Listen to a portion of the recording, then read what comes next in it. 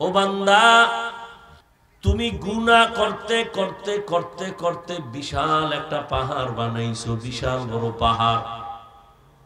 গুনার ওই পাহাড়টা বানাইতে তোমার 30, 40, 50, 60, 70 বছর লাগছে। তুমি এক রাত্রে বিশাল গুনার পাহাড় বানাও নাই।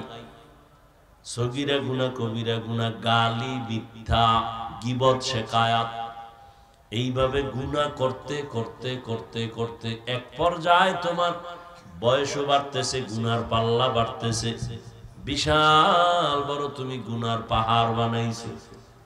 এই গুনার পাহাড় বানাইতে তোমার সময় ব্যয় হয়ে গেল, জীবনের হায়াত 60-70 বছর হয়ে গেল।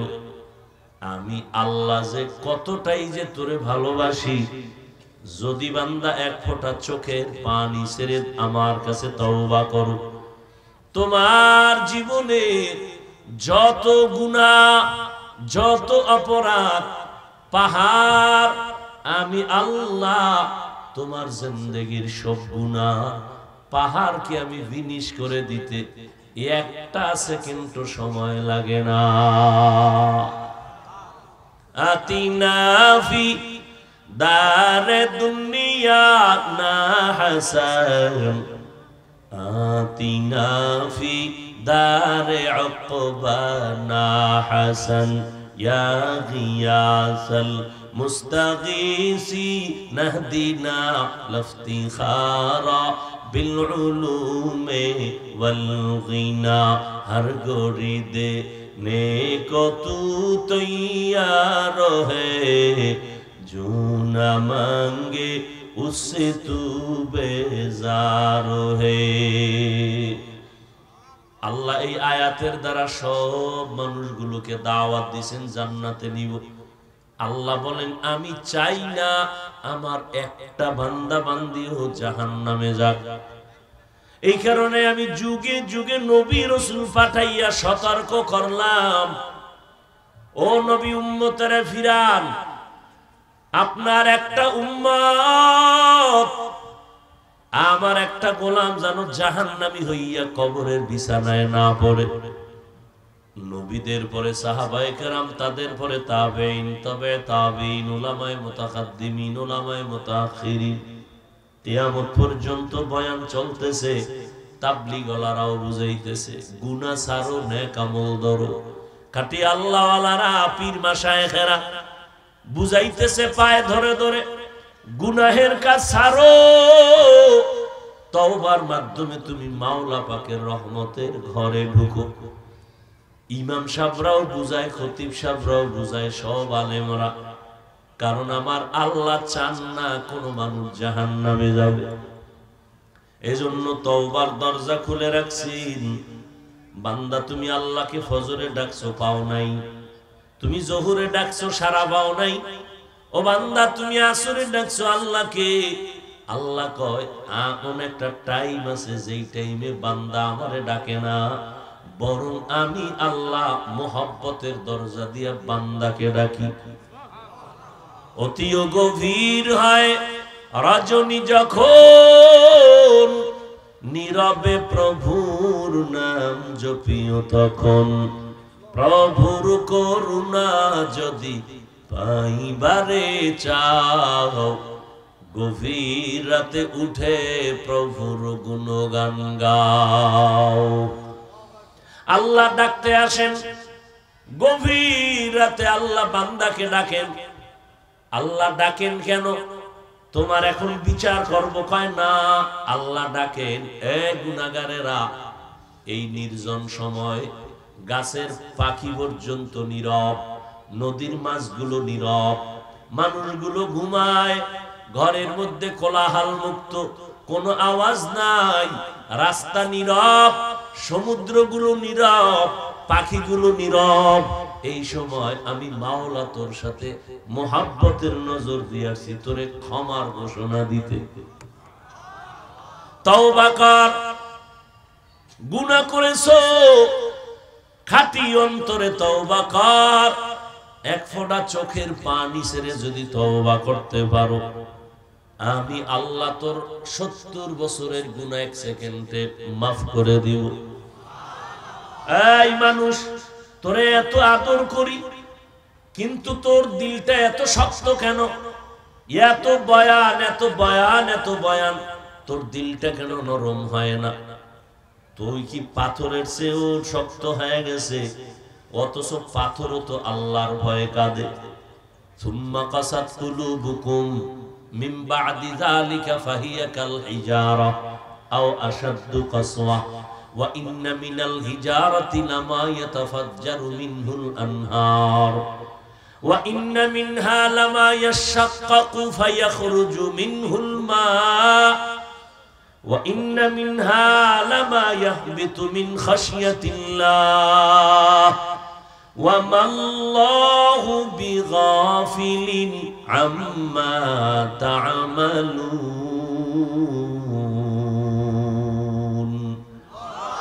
আল্লাহ তাআলা বলেন, এত আল্লাহর কুদরত আর নিদর্শন দেখেছো, এরপরেও কেন তোমাদের দিলটা নরম হয় না? এত শক্ত, অথচ কিছু পাথর আমি মাওলার ভয়ে কান্না করে প্রবাহমান নহর জারি করে দিয়েছি। কোরআনের আয়াত। কিছু পাথর আছে আল্লাহর ভয়ে টপ টপ টপ টপ করে পানি ফালায় কাঁদে। আবার কিছু পাথর আছে আল্লাহর ভয়ে ফেটে যায়। আল্লাহর ভয়ে পাথর ফেটে ঝর্ণা দ্বারা প্রবাহমান হয়ে যায়। পাথর আল্লাহর ভয়ে কান্না করে। তুমি কি মানুষ ওই পাথর থেকেও খারাপ? ওই পাথর থেকেও কি তোমার দিল শক্ত? একটু কি তোমার মরণের ভয় নাই? গাড়ির নিচে কত লাশ, পানির ভেতরে কত লাশ, ঘুমের বিছানায় কত লাশ।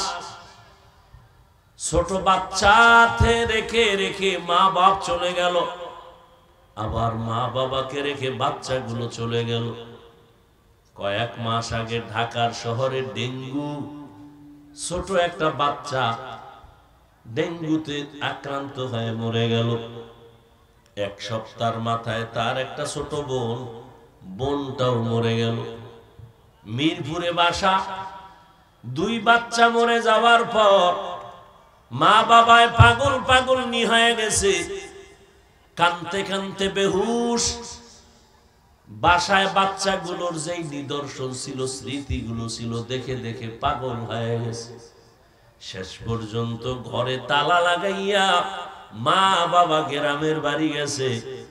এইখানে থাকলে বাচ্চাদের ওই নিদর্শন স্মৃতি দেখলে আর ঘুম আসে না, পাগল হয়ে যায়। এরে আল্লাহর গোলাম, 1 সপ্তাহের আগে মাথায় 2 বাচ্চা চলে গেল ডেঙ্গুতে। কিসের বাহাদুরি করো? কই টাকাওয়ালা কই? এই দুনিয়ায় নমরুদের মতো, ফেরাউনের মতো কোটি বাহাদুর টাকাওয়ালা কিয়ামতের আগে আর একজনও হবে না। অথচ ফেরাউনের লাশ আজও পড়ে আছে। সারা দুনিয়ার কোন বেঈমানেরা একটা ফেরাউনের নাম মুমিন মুসলমান কেন বেঈমানেরাও পছন্দ করে না। অথচ ফেরাউনের আমলটা ছিল পরাশক্তি। যেই ফেরাউনের টাকা পয়সার অভাব নাই, গোটা দুনিয়ার মধ্যে কথা বলার সাহস তার সামনে কারো নাই। এত সুন্দর চেহারা, কিন্তু এখন ফেরাউনের নাম পর্যন্ত কোনো বেঈমান শুনতে পারে না, নমরুদের নাম শুনতে পারে না। অথচ ওরা ওই সময় ছিল পরাশক্তি। এরে আল্লাহর বান্দা, ওই বাহাদুরি আর অহংকারী করে কি লাভ হবে? যে তুমি মরিয়া গেলে সবাই খুশি করে মোনাজাত দিবে, জীবনেও তোমার নাম আর স্মরণ করবে না। এমন জিন্দেগির কোনো লাভ নাই। আল্লাহ কয়, গুনাহ যদি করিয়াও ফালাও, তওবা কর, আমি তোরে আগের মতো সম্মানের জায়গায় উঠায় দিব। রাতের বেলা যখন তুমি ঘুমাও, দোয়াটা পড়িয়া ঘুমাও, আল্লাহুম্মা বিসমিকা আমুতু ওয়া আহইয়া। কি বলছো? হে আল্লাহ, আমি মরে গেলাম তোমার নামে, ঘুমাইলাম না, কি বলছি, মরে গেলাম। আবার যখন ঘুম থেকে উঠছো তখনও তুমি আমি বলেছিলাম আলহামদুলিল্লাহিল্লাযী আহইয়ানা, প্রশংসা সব তোমার, তুমি আমাদেরকে জিন্দা করেছো মরার থেকে। ওই মরার মধ্যে যদি আল্লাহ ডাক না দিতেন, ওই ঘুমের থেকে যদি আল্লাহ আমাকে সজাগ না করতেন, জমিনের কেউ আমাকে সজাগ করার কোনো শক্তি হতো না।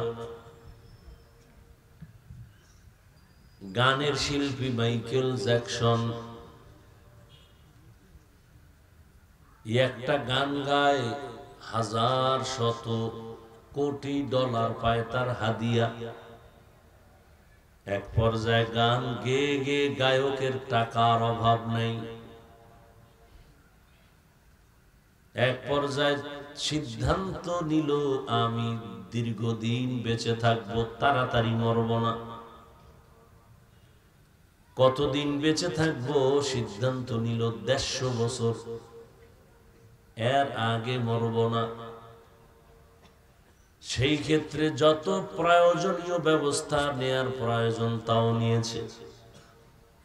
মাইকেল তার হাত ভিন্ন কারো হাতের সাথে মিলায় না, না জানি কোনো জীবাণু আসবে, ক্ষতি হবে।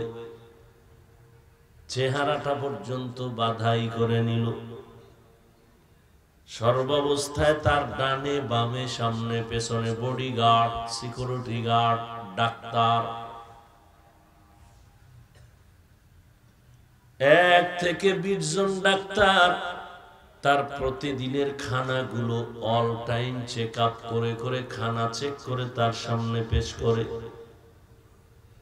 ঘর থেকে বের হবে, শরীর চেক আপ করে, কোনো সমস্যা আসেনি। এই মাইকেল 150 বছরের আগে মরবে না বলে সিদ্ধান্ত নিয়ে চলে। মাত্র 50 বছরের কোঠায় যখন মাইকেলের কদম পড়ল, একদিন খানা খাওয়ার পরে ঘুমায় গেল, রেস্ট। চারপাশে ডাক্তারেরা বসে আছে। সামান্য সময় তিনি ঘুমাইয়া উঠবে, আবার প্রোগ্রামে যাবে। অন্য দিনের মতো মাইকেল আজ ঘুমাচ্ছে, কিন্তু সময় পেরিয়ে যাচ্ছে, উঠে না। ডাক্তারেরা চিন্তায় পড়ে গেল, উঠে না কেন? দীর্ঘ সময় অপেক্ষা করার পর মাইকেলের বডির উপর একটু টাচ করে দেখলো পুরা বডি কাঠের মতো শক্ত হয়ে গেছে, বরফের মতো ঠান্ডা। ডাক্তারেরা চিৎকার মেরে বলল, মাইকেল জমিনে বেঁচে নাই, 150 বছরের আগে মরবে না। যেই বান্দা প্রস্তুতি গ্রহণ করেছে, মাত্র 50 বছরের কোঠায় গিয়া এমন ঘুম দিছি, আর ঘুম থেকে সজাগ হয় নাই, বলতেও পারে নাই আমি মরে যাইতেছি, আমাকে বিদায় দিও। আমার রেখে যাওয়া সম্পদ গুলো এভাবে বন্টন করিও, বিদায় নেওয়ার সময়টুকু হয় নাই। আল্লাহ তাআলা বলেন, এ দুনিয়ার বান্দা, তোরা আর কারো বান্দা না, তোরা আমার বান্দা। আসমানও বানাইছি আমি, জমিনও বানাইলাম আমি, চন্দ্র সূর্য গ্রহ নক্ষত্র সব আমি বানাইছি। বান্দা তোরেও বানাইছি আমি, নূরের সৃষ্টি ফেরেশতাও বানাইছি আমি, আগুনের সৃষ্টি জিনও বানাইছি আমি। ভালো করে বুঝে নাও, আমার বানানো ফেরেশতা নূরের সৃষ্টি 1 সেকেন্ডের জন্য ওরা গুনাহ করে না। আমার বানানো নূরের সৃষ্টি ফেরেশতারা প্রত্যেকটা সেকেন্ডে সেকেন্ডে আমি রবের গুণগান গাইতেছি। এরপরও আমি একটা ফেরেশতাকেও আমি শ্রেষ্ঠ সম্মান দেই নাই। জিনেরও দেই নাই, আমি শুধুমাত্র আমার সব মাখলুকতের ভেতরে মানব জাতিকে আমি আল্লাহ সৃষ্টির শ্রেষ্ঠ মর্যাদা দিলাম। ওয়ালাকাদ কাররামনা বানি আদম وحملناهم في البر والبحر ورزقناهم من الطيبات وفضلناهم على كثير ممن خلقنا تفضيلا।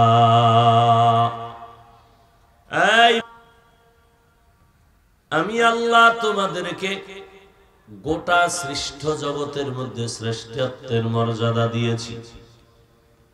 শুধু মৌখিক ভাবে দেই নাই, আমি লিখিত আকারে দিয়েছি, বাস্তবায়নও করেছি। আমি আদমকে সম্মানের স্থানে বসাইয়া নূরের সৃষ্টি ফেরেশতাদের দিয়া সেজদা করায়া বাস্তবায়ন করেছি। উসজুদু লি আদম, আদমের সেজদা করার আদেশ দিয়েছি।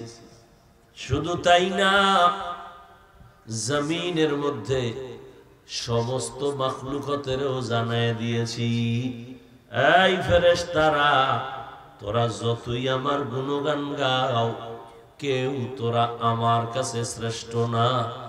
এই জিনেরা তোরা আমার ইবাদত যতই করো, আমার কাছে শ্রেষ্ঠ না। এরে জঙ্গলের বাঘ যতই শক্তিশালী হও, আমার কাছে তোর মূল্য নাই। আমার কাছে একমাত্র দামি মূল্যবান জিনিস হলো মানুষ। এতটুকু জানাইয়া দিয়াও কিন্তু চুপ হয়ে যাই নাই। আমি আল্লাহ পাক সব প্রাণীদের জানায় দিয়েছি, আমি যাদের সম্মান দিলাম তোরাও তাদের সম্মান দিবি।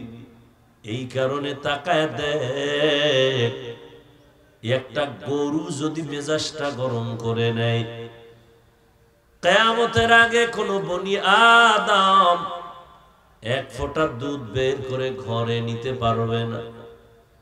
কিন্তু গরুটা কতই যে দুর্বল, একটা লাথি যদি মারে তোমার কপাল ভেঙে যাবে। একটা গরুর সাথে তুমি পারো না, তুমি দুর্বল। ওয়াখলিকাল ইনসানু যায়ীফা, মানুষ বড় দুর্বল। মানুষের মতো দুর্বল আমি কোন প্রাণী বানাই নাই।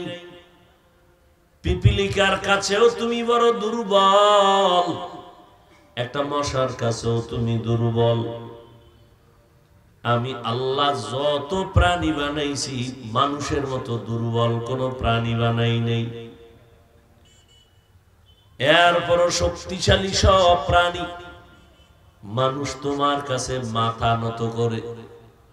জঙ্গলের বাঘ মেজাজ বড় আগুনের মতো গরম, আল্লাহর কাছে দোয়া করে, আল্লাহ তুমি তোমার গোলামদের যে সম্মান দিয়েছো, আমার মেজাজের কোনো শুরু আর শেষ নাই, হঠাৎ কখন রাগ হয়ে যায়।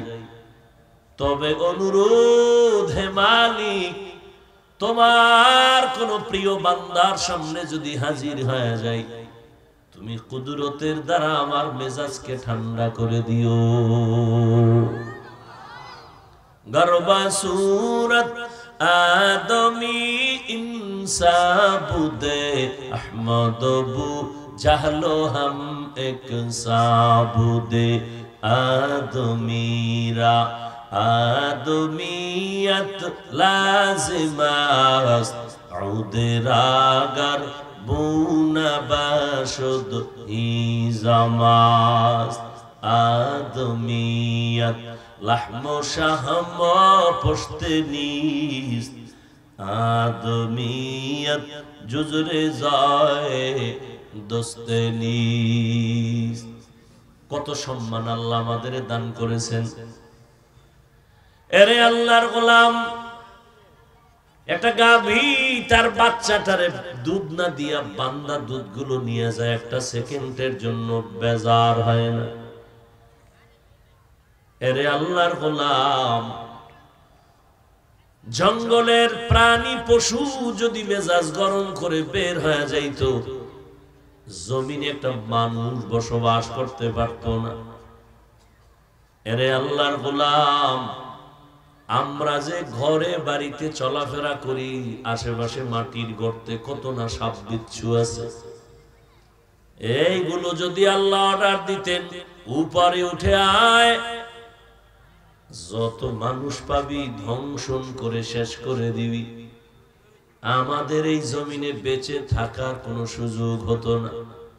কিন্তু দেখছেন, যেই সাপের নাম শুনলে বাচ্চা পর্যন্ত ভয় পায়, ওই সাপ আবার একদল মানুষ সাধনা করিয়া ওই সাপের ধরে, ওই সাপ তাদের কাছে বশ হইয়াছে। ওই সাপ আবার তারা কেটে কেটে বিষ দিয়ে ঔষধ বানায়। আল্লাহ কয়, রে মানুষ, গোটা দুনিয়ার সব আমি তোর গোলাম বানায় দিলাম। ক্বালান নবী সাল্লাল্লাহু আলাইহি ওয়া আলিহি ওয়াসাল্লাম, আদ-দুনিয়া খুলিকাত লাকুম ওয়া আন্নাকুম খুলিকতুম লিল আখিরা। ও দুনিয়ার মানুষ, আমি আল্লাহ দুনিয়া নামক গ্রহ তোমার গোলাম বানায় দিয়েছি। দুনিয়ার সব তোমার পেছনে ঘুরবে, কারণ তুমি মালিক, দুনিয়া সব তোমার গোলাম। তুমি গরুর পেছনে যাইবা না, গরু তোমার বস হয়ে চলবে। সাপ, তুমি সাপের মুরব্বি মানবা না, সাপ তোমার সম্মানের সাথে নজর করে দেখবে। দুনিয়ার সব মাখলুক তোমাকে খুঁজবে, আর তোমাকে বানাইছি আমি আল্লাহ তাআলার গোলাম। তুমি শুধু আমি আল্লাহর মোহব্বতের দরজা খুঁজবা। আল্লাহ তাআলা আসমান বানাইলেন, জমিন আল্লাহ বানিয়েছেন।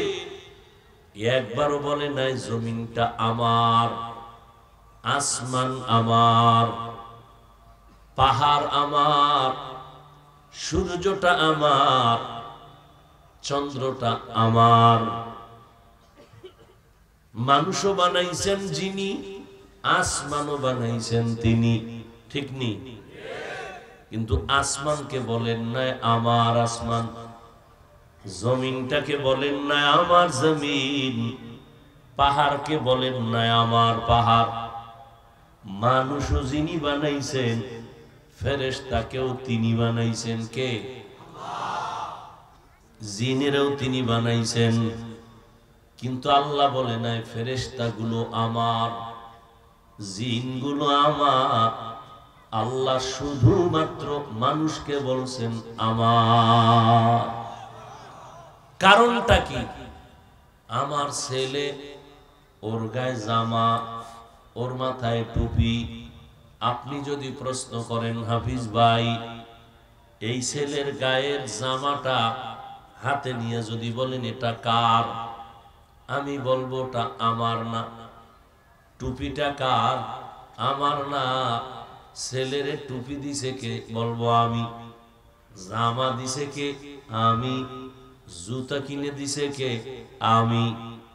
কিন্তু জুতা আমার না, জামাটাও আমার না, ওর পরনের পোশাক আমার না। বানায় দিয়েছি আমি, টাকাও দিয়েছি আমি, জামা আমার না। বুঝেননি? ছেলে কার? ছেলে হইল আমার। জামা আমি বানাইছি কিন্তু আমার না। আল্লাহ বলেন আসমান আমি বানাইছি, আসমান আমার না। জমিন আমার না, আমি বানাইছি। পাহাড় আমি বানাইছি, এটা আমার না। কত বান্দাগুলো কার? বান্দাগুলো আমার।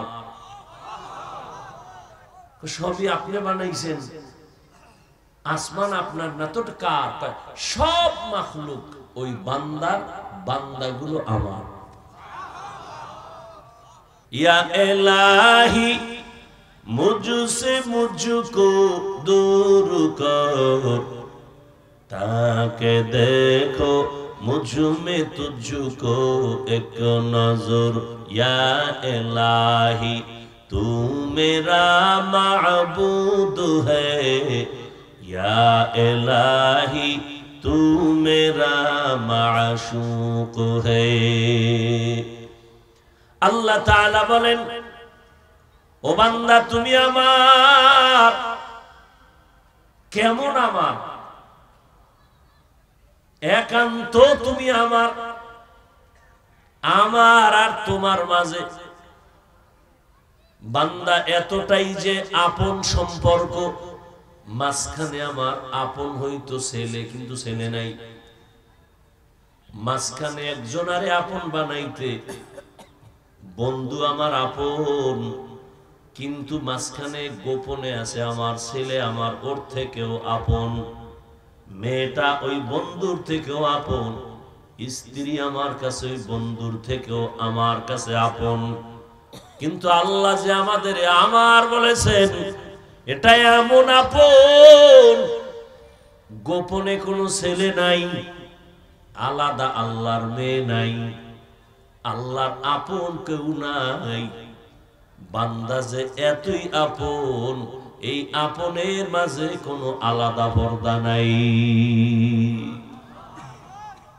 আল্লাহ বলেন, বান্দা শয়তানের ধোকায় পড়ে পড়ে পড়ে পড়ে গুনাহ করে দূরে সরে গেছো, এতটাই দূরে গেছো আশা বড় কেমন যেন অসম্ভব। গুনার কারণে দিলটা পাথর। এখন আমি মাওলার প্রতি তোমার কোনো দয়া নাই, তোমার চোখের মধ্যে কালো পর্দা লাগছে গুনার, এখন আমার মোহাব্বত তোমার কাছে ভালো লাগে না। কিন্তু দিন শেষে হিসাব মিলাও, ঘুম থেকে তোর বাবায় তোরে উঠায় না, আমি যদি উঠার ক্ষমতা না দিই, আমি আল্লাহ যদি খানা তোর পেটের মধ্যে না ঢুকাই, তোর বাবার ক্ষমতা নাই ঢুকাবে। আমি আল্লাহ পাক এতটাই দয়ার মালিক। তওবা করা চূড়ান্ত সফলতার পরিচয় তওবা। চোখের পানি ছেড়ে তওবা করো, তবে এটা বললেই মানুষের কান্না আসবে না। এই অন্তর তৈরি করার জন্য, তওবার দরজায় যাওয়ার জন্য একমাত্র পথ হলো এই জমিনে যারা আল্লাহওয়ালা, যাদের কথায় মানুষের দিল নরম হয়, কান্না আসে, আমল বাড়ে, এদের সোহবতে যাও, এদের দোয়া নাও, এদের নেক নজর নাও। এভাবে হলেই সম্ভব তওবার দরজায় ফিরে যাওয়া। আল্লাহ আমাদের সবাইকে তৌফিক দান করেন। আরো মহব্বতে বলেন। বয়ান চলতে থাকবে, আগামীকালও চলবে। আল্লাহ কামিয়াবি দান করেন। আল্লাহ পাক তওবাকারী হিসাবে আমাদেরকে কবুল করেন। সুবহানাল্লাহি ওয়া বিহামদিহি, সুবহানাকাল্লাহুম্মা ওয়া বিহামদিকা, আশহাদু আল্লা ইলাহা ইল্লা আনতা, আস্তাগফিরুকা ওয়া আতুবু ইলাইক। আসসালামু আলাইকুম ওয়া রাহমাতুল্লাহি ওয়া বারাকাতুহু।